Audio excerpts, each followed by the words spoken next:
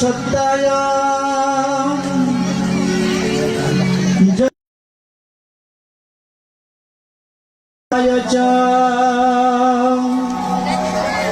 সভিত্রায় সপুত্রায় সকলত্রায়তে নমঃ। বাঞ্ছাকল্পতরুভ্যশ্চ কৃপা সিন্ধুভ্যেব চ পতিতানাং পাবনেভ্যো বৈষ্ণবেভ্যো নমো নমঃ। সবাই দুহাত তুলুন। ভজ শ্রীকৃষ্ণ চৈতন্য প্রভু নিত্যানন্দ শ্রী অদ্বৈত গদাধর শিবাসাদি গৌর ভক্তবৃন্দ। হরে কৃষ্ণ কৃষ্ণ কৃষ্ণ হরে হরে হরে রাম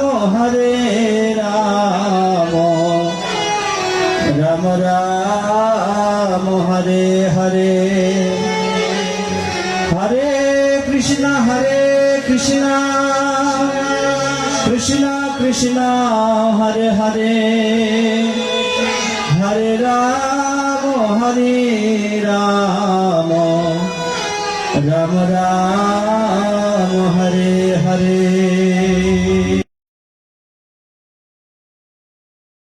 শুধু ভক্তবৃন্দ, আমরা এতক্ষণ যাবৎ মহারাজগণের শ্রীমুখে মহারাজের শ্রীমুখে শ্রবণ করলাম। সময় অনেক হয়ে গিয়েছে, তাই আমি অল্প সময় বলবো, বেশি না, 10 থেকে 15 মিনিট। 15 মিনিট থাকতে পারবেন না আপনারা? 15 মিনিট বলবো, বেশি বলবো না। তো শুরু করার প্রারম্ভে আজকে আমি ধন্যবাদ জ্ঞাপন করছি যারা এত সুন্দর শ্রীমদ্ ভাগবত কথার আয়োজন করেছেন, ব্যবস্থা করেছেন, সেই সমস্ত ভক্তবৃন্দগণকে। প্রত্যেক ধর্মেরই এক একটা ধার্মিক শিক্ষা প্রতিষ্ঠান আছে। প্রত্যেক ধর্মেরই এক একটা শিক্ষা প্রতিষ্ঠান, তাদের একটা দিন ধার্য করা থাকে, তাদের বার ধার্য করা থাকে। কিন্তু আমাদের সনাতন ধর্মের কোন শিক্ষা প্রতিষ্ঠান কিংবা এরকম দিন ধার্য বার ধার্য এখন পর্যন্ত নেই। তাই আমাদের শিক্ষা প্রতিষ্ঠান এই আজকের এই যে আপনারা সকলে এসেছেন, এটাই আমাদের শিক্ষা প্রতিষ্ঠান। আজকে এই জায়গা থেকে আপনারা এসেছেন, কিছু আপনাদেরকে নিয়ে যেতে হবে। এই যে আপনারা অনেক মায়েরা আছেন, বেশিরভাগ বয়স্ক আছে, যারা ইয়ং ম্যান আছেন, যারা ইয়ং আছেন একটু, তারা সিরিয়ালটাকে আগে প্রাধান্য দেয়। 7টার সময় স্টার জলসায়, জি টিভিতে বিভিন্ন সিরিয়ালগুলো হয়, ওই সমস্ত সিরিয়ালগুলো বাদ দিয়ে তারা কিন্তু এই ভাগবত আসরে আসবে না। কারণ এই ভাগবত কথার যিনি বক্তা ছিলেন, এই ভাগবত কথার বক্তা ছিলেন সুখদেব গোস্বামী পাদ। কি নাম? সুখদেব গোস্বামী পাদ। এই সুখদেব গোস্বামী পাদ তিনি ব্যাসদেবের পুত্র ছিলেন। কার পুত্র? ব্যাসদেব। মনে রাখবেন, একদম জলের মতো সহজভাবে বলার চেষ্টা করব আপনাদের কাছে। যত বেদকে ভাগ করেছেন, যত পুরাণ ইতিহাস মহাভারত লিখেছেন, কে লিখেছেন? ব্যাসদেব লিখেছেন। কে লিখেছেন? ব্যাসদেব লিখেছেন। আর এই ব্যাসদেবের পুত্র হচ্ছেন সুখদেব গোস্বামী পাদ। এই সুখদেব গোস্বামী পাদ তিনি যখন পরীক্ষিত মহারাজকে যখন ভাগবত কথা শ্রবণ করাচ্ছিলেন, মহারাজ বললেন পরীক্ষিত মহারাজের কথা, তো যখন ভাগবত কথা শ্রবণ করাচ্ছেন, ওই ভাগবতের প্রথম একটা চিত্র অঙ্কন করলেন, ম্যাপ।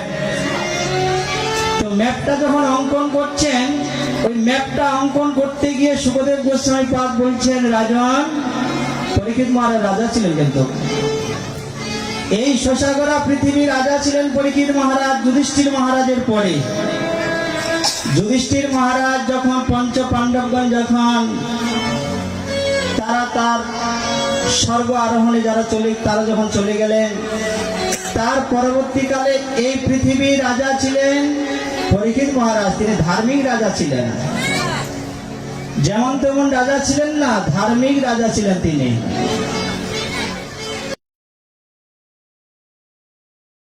কথা শ্রবণ করাচ্ছিলেন, মন দিয়ে শুনবেন।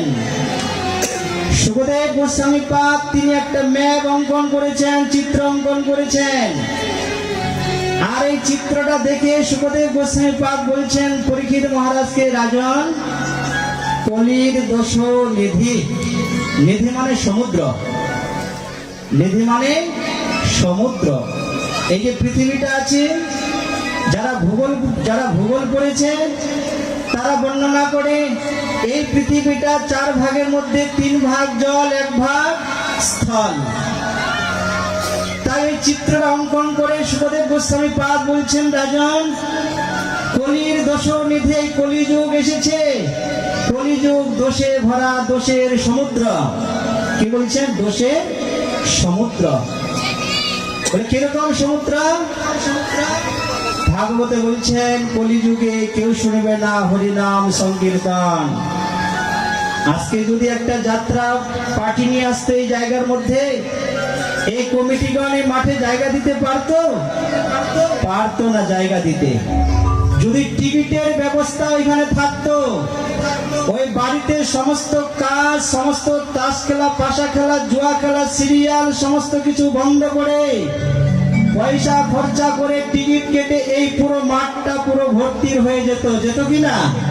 যদি এই জায়গার মধ্যে একটা যাত্রা দল নিয়ে আসতো, যাত্রা পাল্লা নিয়ে আসতো। কিন্তু এখানে কি হচ্ছে? এখানে তো যাত্রা গান হচ্ছে না। ও মায়াপুর থেকে সাধুগণ আসবেন, ও সাধুগণ আবার কি বলবে, হরে কৃষ্ণ কি বলবে, সব কি বলে তাচ্ছিল্য না। এটা তাদের দোষ নয়। আগে বলেছেন কলির দোষ নিধি, কলিযুগ দোষের সমুদ্র। কলিযুগে কেউ শুনিবে না হরি নাম সংকীর্তন। ঘরে ঘরে যন্ত্র হবে, বেতার যন্ত্র, টেলিভিশন। কলিযুগে কেউ হরিনাম সংকীর্তন শুনবে না, বাড়িতে সিরিয়াল দেখবে। এখানে এসে সাধুদের কথা শুনবে না। ঘরে ঘরে যন্ত্র হবে, বেতার যন্ত্র, টেলিভিশন। এই পরীক্ষিত মহারাজ এই সমস্ত কথা সুখদেব গোস্বামী পাদ বলেছেন। যিনি রামচরিত মানস রচনা করেছেন তুলসীদাস, নাম শুনেছেন? তুলসীদাস একদম পরম ভক্ত ছিলেন প্রভু রামচন্দ্রের। এই তুলসীদাস তিনি রামচন্দ্র মানস রচনা করতে গিয়ে তিনি এই কলির ভবিষ্যৎবাণী বলেছিলেন। কি বলেছিল? বলে কলিযুগ এমন একটা পরিস্থিতিতে আসবে, স্বেচ্ছা কহে তো মারে লাঠা, ঝুট জগৎ ভোলাই। কলিযুগে কেউ যদি সত্য কথা বলে তাহলে তাকে কিন্তু মার খেতে হবে, তাকে জেলখানায় যেতে হবে, তাকে শাস্তি পেতে হবে। কলিযুগে, আমি বলছি না এই কথা, স্বয়ং রামচরিত মানস রচনা করেছেন তুলসীদাস। তিনি झूठ जगत भुलाई, सारी दुनिया झूठा से भरा हुआ, सारा दुनिया मिथ्या दिए भरपूर हो गए। आज गोरस गली गली फिरे सुरा बैठल बिकाय। गोरस माने গোয়ালা গুলো আছে না, যারা দুধ বিক্রি করে, সকালবেলা সেই দুধ নিয়ে বাড়ি বাড়ি দুধ লাগবে, চিৎকার করবে গলি গলিতে গিয়ে। কিন্তু সুরা বৈঠল বিকায়, মদের দোকান কিন্তু এক জায়গায় থাকে। মদ কিন্তু, মদের দোকানদার গুলা কিন্তু বাড়ি বাড়ি যায় না, তাও গিয়ে দেখবেন সেখানে লাইন হয়ে থাকে, থাকে না? সুরা বৈঠল বিকায়, চোরকো ছড়ে সাধুকো বাঁধে পথিকো লাগাবে ফাঁসি। যারা নিরীহ ব্যক্তি, যারা সৎ ব্যক্তি, তারা জেলখানায় থাকবে, তাদের ফাঁসি হবে। কিন্তু যারা চোর, যারা ডাকাত বদমাশ, তারা সমাজে ঘুরে বেড়াবে, তাদেরকে ছেড়ে দিবে। যারা নিরীহ ব্যক্তি 1 কিলো 2 কিলো চাল চুরি করেছে, হয়তো কোথায় কিছু করেছে, তাদেরকে জেলখানায় দেবে। আর যারা কোটি কোটি হাজার হাজার কোটি টাকা লুণ্ঠন করে, তারা সমাজে ঘুরে বেড়ায়, চোরকো ছড়ে পথিকো লাগাবে ফাঁসি। ধন্য কলিযুগ তেরে তামাশা, দুঃখ লাগে ওর হাসি। কে বলছেন এই সমস্ত কথা? তুলসীদাস বলছেন রামচরিত মানসে।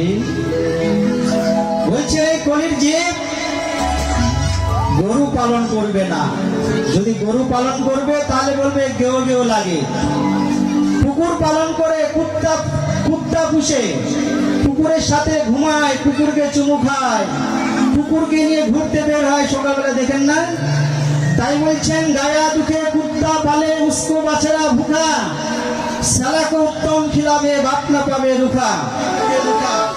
বলছেন শ্বশুর বাড়ির লোক যখন আসবে, সালা সালির সম্বন্ধে, তাদের জন্য সুন্দর সুন্দর ব্যবস্থা করবে, কিন্তু নিজের পিতা মাতার সেবা করবে না, নিজের বাবা মাকে খেতে দেবে না। ঘরকা বহুরি পীড়িত না পাবে, চিত্ত চড়াবে দাসী। নিজের স্ত্রীকে ভালোবাসবে না, নিজের বিবাহিত স্ত্রী তিনি প্রেম ভালোবাসা পাবে না, চিত্ত চড়াবে দাসী। বাড়ির কাজের মেয়ে, অফিসের যে কলিগ আছে, তারা তাদের দ্বারা ইন্দ্রিয় তর্পণ করবে, তাদেরকে ভালোবাসা পাবে, তারা ভালোবাসা পাবে। তাই তুলসীদাস বলছেন ধন্য কলিযুগ তেরে তামাশা, দুঃখ লাগে ওর হাসি। তাই এই কলির যে কলিযুগ এরকম দোষে ভরা, অনেক দোষ এই কলিযুগে। মহারাজ বলেছেন এত বড় ধার্মিক রাজা, তিনি আজ এক সাধুর গলার মধ্যে সর্প দিলেন না, তাহার দোষ নয় এটা, ওই যে কলির দোষ। কলিযুগ চলে এসেছে, আমরা ভালো কিছু করতে চাইলেও আমরা কলি আমাদের বিপদগামী অন্যদিকে আমাদের টেনে নিয়ে চলে যায়। কেউ বাড়িতে আছেন, বাড়িতে সিরিয়াল দেখছে, মনে মনে ভাবছেন না সাধুরা এসেছে, যাই একটু ভাগবত কথার মধ্যে। আবার কলি বলছে না না, সেখানে গেলে তোমার যাওয়ার দরকার নাই। কেন? কলির কাজ হলো তার দিকে দল ভারী করা, কলিযুগ এসেছে। তাই এই কলির হাত থেকে কেউ যদি আমরা রক্ষা পেতে চাই, এই কলি থেকে যদি আমরা উদ্ধার পেতে চাই, তাহলে একটাই মাত্র উপায়। সুখদেব গোস্বামী বাদ বললেন অস্তি এক মহান গুণ। এই কলিযুগে দোষের সমুদ্র হলেও, কলিযুগ দোষে ভরা হলেও, কলিযুগে একটা মহান গুণ আছে। সেই গুণটা কি? কীর্তনা দেব কৃষ্ণস্য মুক্ত বন্ধম পরম ব্রজে। এই কলিযুগে একমাত্র যদি হরিনাম সংকীর্তন করি, তাহলে সকলেই উদ্ধার হবে। কলিযুগে উদ্ধারের আর কোনো ব্যবস্থা নেই। সেই জন্য এই কলির জীবের দুর্দশা দেখে স্বয়ং ব্রজেন্দ্র নন্দন ভগবান শ্রীকৃষ্ণ তিনি এই কলির ভাগ্যে এই বঙ্গদেশে শ্রীধাম মায়াপুরে শচী মায়ের সিন্ধু গর্ভে তিনি প্রকট হয়ে, তিনি স্বয়ং ভগবান হয়ে তিনি সন্ন্যাস গ্রহণ করে তিনি উত্তণ্ড কণ্ঠে তিনি প্রচার করলেন হরের নাম হরের নাম হরের নামৈব কেবলম কলক নাস্তেব নাস্তেব নাস্তেব গতির অন্যথা। এই কলিযুগে হরিনাম ছাড়া জীবের অন্য কোনো গতি নাই নাই নাই। একবার নয়, দুবার নয়, তিনবার বলেছেন। কয়বার? তিনবার বলেছেন বৃহৎ নারদীয় পুরাণে। এই কলিযুগে একমাত্র হরিনামই সার, অন্য কোনো ধর্ম করলে নাহি হয় পার। আর কিছু করলে আপনারা কিন্তু এই মৃত্যুর হাত থেকে উদ্ধার লাভ করতে পারবেন না। শাস্ত্রে বলেছেন তপন্তু তাপৈ প্রপতন্তু পর্বতা। কেউ যদি পাহাড়ের উপর, পাহাড়ে বসে তপস্যা করে বরফের মধ্যে মাথা নিচে করে পা উপরের দিকে তপস্যা করে বলছেন হরিণ বিনা নৈব মৃত্যুং তরন্তি, হরি ছাড়া এই মৃত্যুর হাত থেকে অর্থাৎ মুক্তিদান কেউ করতে পারবে না। কে করবে? একমাত্র ভগবান হরি একমাত্র আমার সমস্ত কিছু হরণ করতে পারে। আজকে দেখুন আমরা সনাতন ধর্মে জন্মগ্রহণ করেছি, আমরা এত পবিত্র ধর্মে জন্মগ্রহণ করেছি। প্রত্যেক ধর্মের এক একজন ধর্ম প্রতিষ্ঠাতা আছে, কিন্তু আমার সনাতন ধর্মের প্রতিষ্ঠাতাকে এখন পর্যন্ত কেউ বলতে পারবে না। আমরা যদি ইসলাম ধর্মের যদি প্রতিষ্ঠাতা এবং প্রতিষ্ঠা বার্ষিক আমরা জানি, আজ থেকে 2000 বছর পূর্বে মুহাম্মদ সাল্লাল্লাহু আলাইহি ওয়াসাল্লাম তিনি ইসলাম ধর্ম প্রতিষ্ঠা করেছেন। আমরা যদি খ্রিস্টান ধর্মের যদি আমরা আলোচনা করতে যাই, সেখানে আমরা দেখতে তিনি এই ধর্মের প্রতিষ্ঠাতা ছিলেন। আমরা যদি বৌদ্ধ ধর্মের কথা আলোচনা করতে চাই, সেখানেও আমরা দেখতে পাই তাদের সে একজন প্রতিষ্ঠাতা আছে, কিন্তু আমার সনাতন ধর্মের প্রতিষ্ঠাতাকে কেউ বলতে পারবে না। কারণ আজ থেকে 5000 বছর পূর্বে ভগবান শ্রীকৃষ্ণ এসেছিলেন, তার পূর্বেও সনাতন ধর্ম ছিল। যখন ভগবান কৃষ্ণ এসেছিলেন তার পূর্বে রামচন্দ্র এসেছিলেন, তখনও সনাতন ধর্ম ছিল। সত্যযুগে বিভিন্ন অবতারগণ এসেছিলেন, তখনও সনাতন ধর্ম ছিল। সনাতন ধর্মের প্রতিষ্ঠাতাকে আমরা কেউ জানি না। তাই এত সুন্দর সনাতন ধর্মে জন্মগ্রহণ করে, এত সুন্দর ভারত ভূমিতে জন্মগ্রহণ করে আমরা যদি আমাদের ধর্ম সম্বন্ধে যদি একটু জ্ঞান না থাকে, একটু যদি আমরা যেটাকে ফাউন্ডেশন বলি, যেটাকে ভিত বলি, আজ কিছুদিন পূর্বে আপনাদের এই শিলিগুড়িতে কাওয়াখালীতে লক্ষ কণ্ঠে গীতার আয়োজন করেছিলেন, গীতা পাঠের ব্যবস্থা করেছিল। কেন করেছিল? ওই গীতাটাই হচ্ছে আমাদের ফাউন্ডেশন, ওই গীতাটাই হচ্ছে আমাদের ভিত। ভিত যদি শক্ত না হয়, ফাউন্ডেশন যদি ঠিক না থাকে, তাহলে তো উপরের দিকে বিল্ডিং উঠে না। উঠে উপরের দিকে বিল্ডিং তোলা যাবে, 10 তলা 15 তলা তোলা যাবে, যদি ফাউন্ডেশন না থাকে। যদি ফাউন্ডেশনটা ঠিক থাকে, যদি ভিত যদি ঠিক থাকে, আপনি উপরের দিকে উঠতে পারেন, আপনার কোনো ভয় নেই। তাই আমরা সেই ফাউন্ডেশন হচ্ছে গীতা। কিন্তু লজ্জার ব্যাপার, সনাতন ধর্মে জন্মগ্রহণ করার পরেও যদি আমরা বলি আমাদের সনাতন ধর্মের সনাতন শব্দের অর্থ কি, আমরা কিন্তু বলতে পারবো না। আমরা বলি হিন্দু ধর্ম, হিন্দু বলে কোনো ধর্ম নেই।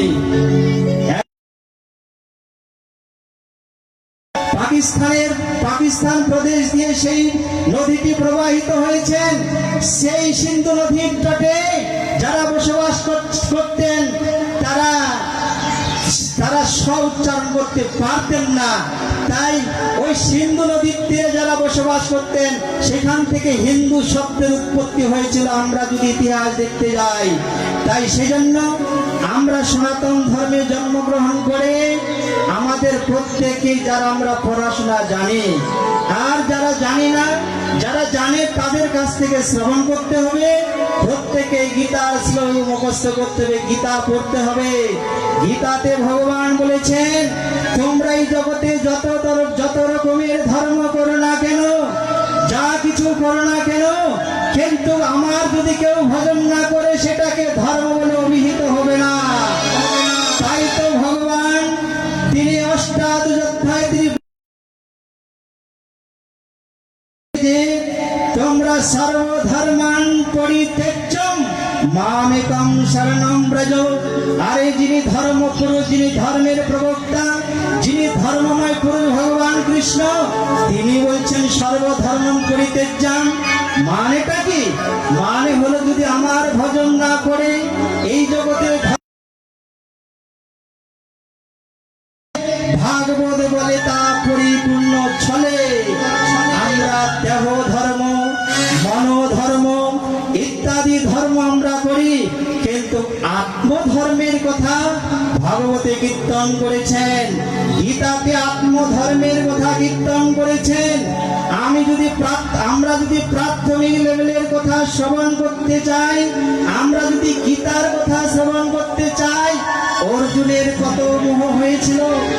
অর্জুন ভগবানকে বলছেন, প্রভু আপনি আমাকে যুদ্ধ করতে বলছেন, ওই যে আমার শালা সম্বন্ধী সকলেই ওইদিকে, আত্মীয় স্বজন সকলেই ওইদিকে একদিকে দাঁড়িয়ে আছে, তাদেরকে আমি কি করে হত্যা করব, তাদেরকে আমি কি করে বধ করব। সেই জন্য ভগবান বলছেন তুমি মোহ করো না। ভগবান সেখানে আত্মতত্ত্ব জ্ঞান দিলেন। দ্বিতীয় অধ্যায় বিষাদ যোগে ভগবান কৃষ্ণ, সেখানে আমরা আত্মতত্ত্বতে উপলব্ধি করেছি, আত্মতত্ত্বতে আমরা অধ্যয়ন করেছি, আমরা পড়েছি আত্মার তো মৃত্যু নেই। আমরা যেখানে আছি আত্মার কিন্তু মৃত্যু নেই। আত্মা অজর, আত্মার কখনো জন্ম হয়নি, আত্মার কখনো মৃত্যু হয় না।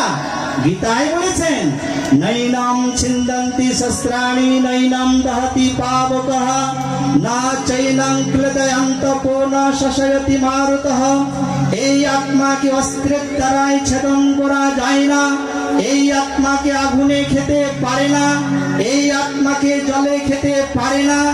ন জায়তে ন ম্রিয়তে বা কদাচিৎ, এর কখনো জন্ম হয়নি, এর কখনো মৃত্যু হয়নি। না হন্যতে, হন্য মানে শরীরে, একে কখনো কেউ হত্যা করতে পারবে না। তাহলে এই শরীরটার পরিবর্তন হয়। গীতায় আরেকটি শ্লোক বললেন, বাসাংসি জীর্ণানি যথা বিহায়। মানুষ যেমন পুরনো বস্ত্রকে পরিত্যাগ করে আরেকটি নতুন বস্ত্র ধারণ করে, আত্মা ঠিক এই শরীরটাকে, জীর্ণ শরীরকে, এই শরীরটাকে পরিবর্তন করে তিনি আরেকটি শরীর ধারণ করে। কিন্তু সেই শরীরটা ধারণ করে তার কর্মের উপরে আমি আমার এই আত্মাকে পতনের দিকে নিয়ে যেতে পারি, নিম্ন গতিতে নিয়ে যেতে পারি, আবার এই আত্মাটাকে আমি উপরের দিকে নিয়ে যেতে পারি, সেটা আমার কর্মের দ্বারাই।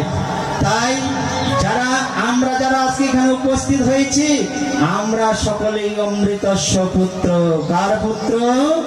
অমৃতস্ব পুত্র। আমাদের মৃত্যু নেই। আমাদের ভক্তি সিদ্ধান্ত সরস্বতী ঠাকুর প্রভুপাদ যুগাচার্য, যিনি এই জগতে এসেছিলেন, যিনি এই গৌড়ীয় মঠ প্রতিষ্ঠা করেছেন, তিনি প্রতিষ্ঠা করে চৈতন্য দেবের বার্তাবাহক হয়ে তিনি এই ধরাধামে এসে তিনি বজ্র কণ্ঠে বললেন, হে জগতের জীব, back to god, back to home. আমরা ভগবানের কাছ থেকে এসেছি, আবার ভগবানের কাছে ফিরে যেতে হবে। এটাই হলো আমাদের আসল সন্দেশ। কিন্তু আমরা সকলেই মনে করছি এই জগৎ ছেড়ে আমরা কেউ যাব না, আমাদের ভগবত ধামে সকলকেই যেতে হবে। তাই তো আমাদের গীতা অধ্যয়ন করতে হবে। ভগবান সেই জন্য লাস্টে আজকে গীতার মধ্যে প্রথম অধ্যায় থেকে অষ্টাদশ অধ্যায় পর্যন্ত কার আরাধনা করব, কার উপাসনা করব, সেখানে তো উপাসনার কথাও উল্লেখ করে বলেছেন ভগবান, কত কথা বলেছেন সেখানে ভগবান। কিন্তু গীতাটা হাতের কাছে থেকেও বাড়িতে গীতা কি করেন, গীতাটা লাল কাপড় দিয়ে সুন্দর করে পেঁচিয়ে ঠাকুরের সিংহাসনের মধ্যে ফুল দিয়ে পূজা করে। গীতাটা শুধু পূজা করার বস্তু নয়, গীতাকে পূজা করতে হবে, সম্মান করতে হবে। গীতার মধ্যে কি বস্তু আছে, সেই বস্তুগুলোকে আমাকে আরোহণ করতে হবে, সেই বস্তুগুলোকে চয়ন করতে হবে। শুধু গীতাতে প্রত্যেকদিন লাল কাপড় দিয়ে জড়িয়ে প্রত্যেকদিন শুধু ফুল দিলাম, তাতে কি আমি গীতার জ্ঞানটা লাভ করতে পারবো? পারবো না। সেখানে ভগবান অর্জুনকে অনেক কথা বলেছেন, হে অর্জুন, মন মনা ভব মদ ভক্ত মজ্জাচি মাম নমস্কার। আমার ভক্ত হতে হবে, আমাকে নমস্কার করবে, আমার পূজা করবে, আমারই একমাত্র আরাধনা করবে। অর্জুন বলছেন, অর্জুন মানে জীব আর কৃষ্ণ মানে ঈশ্বর। জীবের সাথে ঈশ্বরের যে জ্ঞান, আজকে মহাভারতে আমরা 1 লক্ষ শ্লোক সেখানে পেয়েছি। মহাভারতে 1 লক্ষ শ্লোকের সার হচ্ছে 700 শ্লোক গীতাতে আমরা পেয়েছি। তাহলে সেই 700 শ্লোকে কি বলেছেন? আজকে সেখানে অর্জুন বলছেন, প্রভু আপনি আপনার পূজা করতে বলছেন, তাহলে এই যে আপনার বিভিন্ন অনন্ত কোটি দেব দেবীগণ আছেন, তাদের পূজা করলে কি চরম পরম মুক্তি লাভ করতে পারবো না? ভগবান অর্জুনকে বললেন, হে অর্জুন, তুমি অন্যান্য দেবদেবীর পূজা করতে পারো, কিন্তু সেই পূজার তুমি চরম পরম শ্রেষ্ঠতা লাভ করতে পারবে না। বলছেন কিরকম? তুমি যদি দেবতার পূজা করো তুমি দেবলোকে যাবে, তুমি যদি পিতৃগণের পূজা করো তুমি পিতৃলোকে যাবে, তুমি যদি ভূতের পূজা করো ভূতলোকে যাবে, কিন্তু যদি তুমি আমার পূজা করো তুমি আমার কাছে আসবে। গীতাতে নবম অধ্যায় শ্লোক বললেন, জানতি দেবব্রতা দেবান পিতৃ জানতি পিতব্রতা ভূতানি জানতি ভূতে যা মজ্জাজন পিমাম। কিন্তু আমার যাজন করলে, আমার পূজা করলে তুমি আমার লোকে আসবে। অর্জুন বলছেন, হে প্রভু, আপনার লোকে গেলে কিরকম লাভ, আপনার লোকে গেলে কিরকম ফল, আর ওই দেবলোকে গেলে কিরকম ফল? ভগবান বললেন, তে তুম ভোক্তা স্বর্গলোক বিশালাম। তুমি যদি পুণ্য করো, তুমি যদি দেবতার পূজা করো, তুমি যদি কোনো পুণ্য করো, ওই পুণ্যের ফলে তুমি স্বর্গে যাবে, তুমি দেবলোকে যাবে। কিন্তু যেদিন পুণ্য ক্ষয় হয়ে যাবে সেদিন ক্ষীণে পুনে মর্ত্যলোকে বিশন্তি, আবার তোমাকে এখানে মর্ত্যলোকে আসতে হবে। আমরা যেমন যখন দূর দেশে চলে যাই, দিল্লি, মুম্বাই, হায়দ্রাবাদ, বিভিন্ন সিঙ্গাপুর, ব্যাংকক, লন্ডন, বিভিন্ন জায়গায় যখন চলে যাই, এখান থেকে 5 স্টার হোটেল আমরা বুক করি অনলাইনের মধ্যে। ওই 5 স্টার হোটেল জয়দিনের জন্য বুক থাকে, ততদিন আমরা সেখানে সুবিধা ভোগ করতে পারি। যেদিন আমাদের সেই 5 স্টার হোটেলের সেই কর্মচারীগণ, মালিক বলবে, বাবু আপনার তো পেমেন্ট আজকে থেকে সমাপ্ত, আপনার কাছে এখানে রুম ছাড়তে হবে। তাই আমরা যতটুকু স্বীকৃতি, যতটুকু পুণ্য নিয়ে স্বর্গে যাব, ততটুকুই আমরা ভোগ করতে বিশান্তি, আবার এই মর্ত্যলোকে ভগবান আমাকে পাঠিয়ে দিবেন। কিন্তু ভগবান বললেন, হে অর্জুন, যদি তুমি এই যত দেব দেবীর আরাধনা করো না কেন, ব্রহ্ম ভুবনালোকা পুনরাবর্তিন অর্জুন, এই ভূলোক থেকে ব্রহ্মলোক পর্যন্ত তুমি যেখানেই যাও না কেন, ক্ষীণে পুনে মর্ত্যলোকে বিশান্তি, আবার তোমাকে এখানে আসতে হবে। কিন্তু যদি অর্জুন আমাকে একবার পেয়ে যাও, মাম প্রত্যন্ত কুন্তে পুনর্জন্ম ন বিদ্যতে, হে কুন্তির পুত্র কুন্তে, তুমি যদি একবার আমাকে লাভ করতে পারো, তাহলে তোমার আর পুনরায় জন্ম হবে না। তাই আজ বলছেন, প্রভু, তাহলে এই সমস্ত দেব দেবীগণের পূজা যদি করি, এগুলো কি বেকার? বলছেন না, বেকার নয়, এগুলারও কাজ আছে। বলে কিরকম কাজ আছে? যে অপি অন্য দেবতা ভক্তা যদন্তে শ্রদ্ধায়ন্বিতা। সমস্ত গীতার কথা ফাউন্ডেশন তৈরি করতে হবে। আগে আমাদেরকে সনাতন ধর্মে জন্মগ্রহণ করে কোনো ফাউন্ডেশন নেই, একটা গীতার শ্লোক মুখস্থ বলতে পারি না, কি লজ্জার ব্যাপার। আরে পড়তে যদি না পারি, যারা পড়াশোনা জানে তাদের কাছ থেকে শুনতে হবে। প্রত্যেক সপ্তাহে একদিন প্রত্যেক মহল্লার মধ্যে, এই যে আপনাদের গ্রামের মধ্যে আছে, সকলেই মিলে একটা মিটিং করুন, যে আমরা 50টা বাড়ি, 100টা বাড়ি প্রত্যেক দিন আমরা সপ্তাহে একদিন একটা জায়গায় বসে আমরা ভাগবত আলোচনা করব, গীতার কথা আলোচনা করব, মহাভারতের কথা আলোচনা করব। তবে আমাদের ধর্মটা, আমাদের ধার্মিক শিক্ষাটা ধীরে ধীরে আমরা অগ্রগতি করতে পারবো। নচেত যদি ওই কেবল শুধু আসলাম, এই জগতে জন্মগ্রহণ করলাম, আর ছোটবেলা থেকে পড়াশোনা করে এমএ ডক্টরেট ডিগ্রি WBCS বড় অফিসার হয়ে গেলাম, এরকম 10-12টা কয়েকটা দোকানের মালিক হয়ে গেলাম, কয়েকটা বাড়ির মালিক হয়ে গেলাম, তারপরে আবার শ্মশানে চলে গেলাম, এটাই কি মনুষ্য জীবনের সার্থকতা? এটা তো মনুষ্য জীবনের সার্থকতা নয়। মনুষ্য জীবনের সার্থকতা দুর্লভ। এই জগতে কুকুর শ্রীগাল তারাও তো এরকম খায় দায়, তারাও সন্তান উৎপাদন করে, তারাও এই সমস্ত কাজগুলা করে, কিন্তু মনুষ্য জীবনের সার্থকতা নয়। আমরা, আপনারা কৃষ্ণের অষ্টতর শতে নামে পড়েছেন, কৃষ্ণ ভজিবা সংসারে আইন মিছা মায়ায় বদ্ধ হইয়া বৃক্ষ সম হইন। তাহলে আমরা কৃষ্ণ ভজন করব বলে সংসারে এসেছি, কিন্তু মায়ায় মোহিত হয়ে কৃষ্ণকে দূরে সরে দিয়েছে। তাই আজ ভগবান বলছেন অর্জুনকে, হে অর্জুন, যারা অন্যান্য দেব দেবীর উপাসনা করে, বস্তুত তারা আমারই উপাসনা করে। একাদশ অধ্যায়, গীতার একাদশ অধ্যায় অর্জুনকে ভগবান বিশ্বরূপ দেখিয়েছিলেন। বিশ্বরূপের মধ্যে অনন্ত কোটি দেব দেবী, চন্দ্র সূর্য নক্ষত্র গ্রহগণ ওই বিশ্বরূপের মধ্যে ভগবানকে দর্শন করিয়েছিলেন। তাহলে এই যত দেব দেবীগণ আছেন, এই সমস্ত দেব দেবীগণ ভগবানের এই বিভূতি, এই সমস্ত দেব দেবীগণ ভগবানের এই সমস্ত পরিকর। তাই ওই সমস্ত দেব দেবীগণের পূজা করলেও ভগবানেরই পূজা হয়ে থাকে। কিন্তু ভগবান বলছেন অর্জুন, তেপি মামেব কুন্তে যজন্ত অবিধি পূর্বকম, তারা আমার পূজা করলো সেটা অবিধি। বলছেন প্রভু অবিধি কি করে হলো? একটা বিধি আর একটা হলো অবিধি। ডান হাত দিয়ে যদি দুটো হাত থাকে, ডান হাত দিয়ে ভোজন করা খাওয়াটা হলো বিধি, বাঁ হাত দিয়ে খাওয়াটা হলো অবিধি। ডান হাত দিয়ে সুন্দর সুন্দর কার্যগুলো সমাধান করাই হলো বিধি, বাঁ হাত দিয়ে না করাটাই হলো অবিধি। তো বলছেন তারা আমারই পূজা করে, কিন্তু সেটা অবিধি। বলছেন কিরকম অবিধি?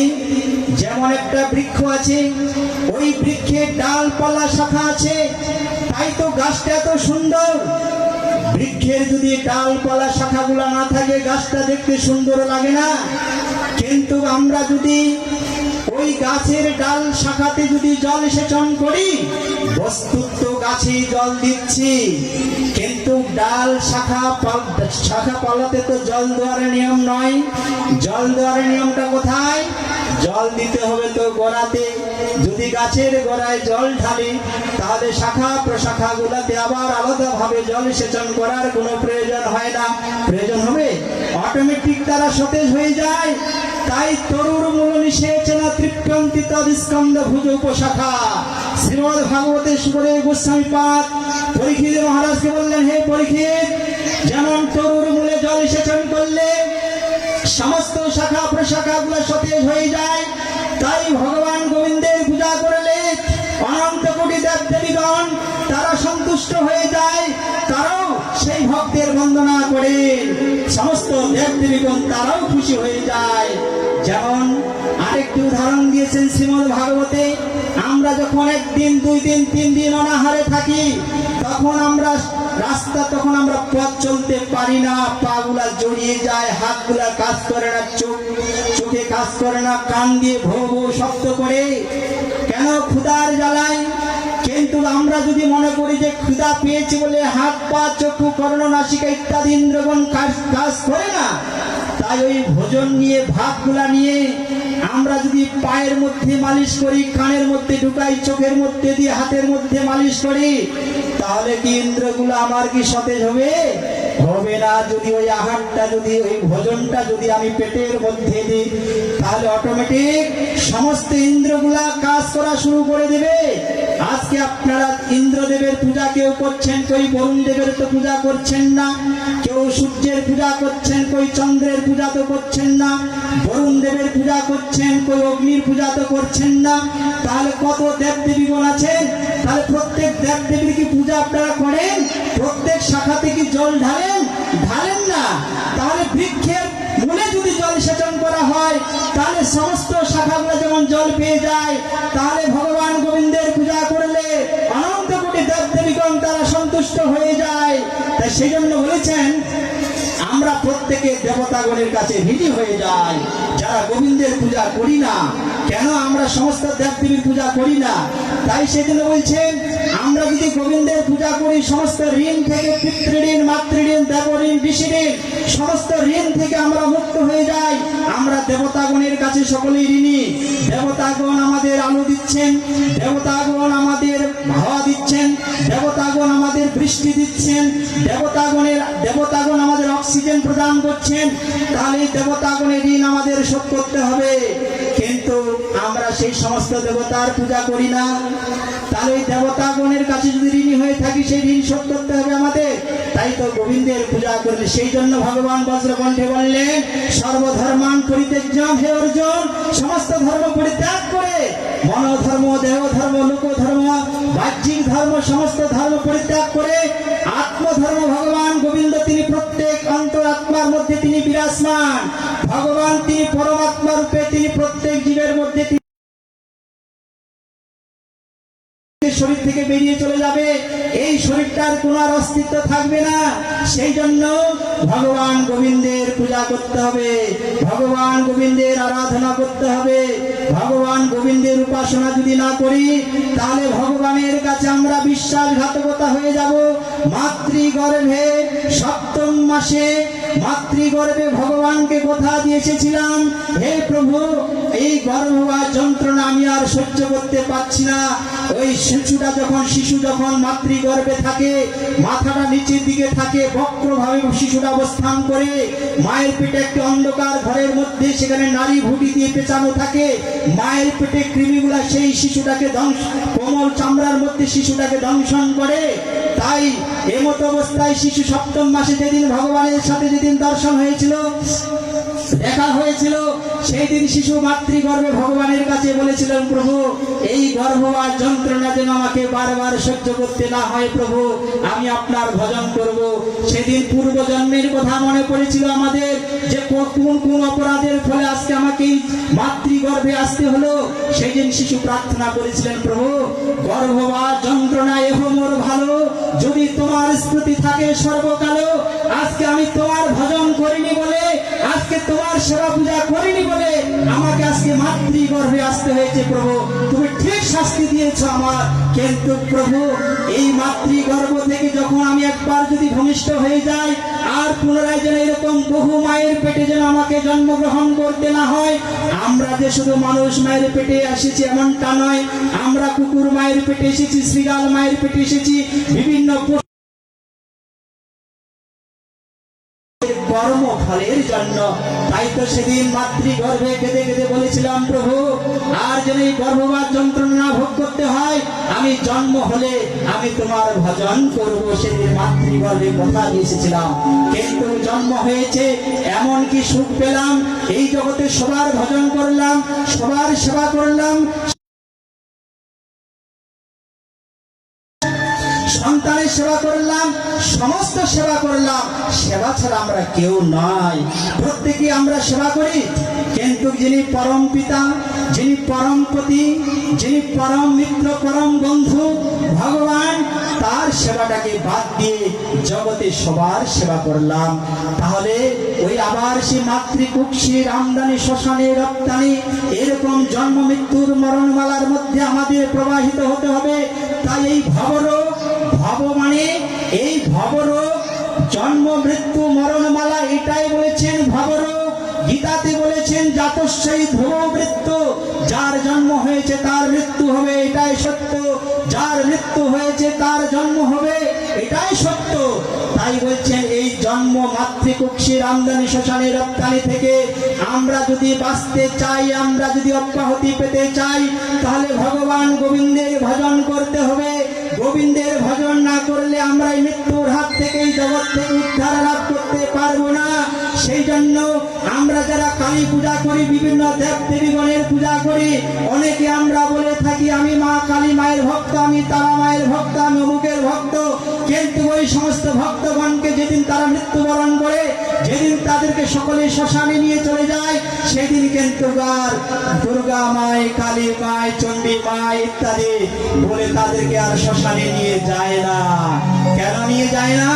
কারণ এরা যে মৃত্যুর হাত থেকে রক্ষা করতে পারে না।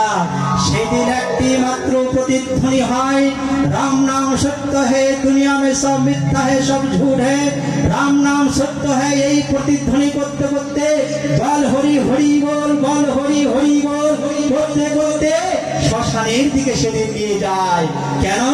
একমাত্র মুক্তি দিতে পারে মুকুন্দ ভগবান। তাই ভগবানের আরেক নাম হয়েছে মুকুন্দ।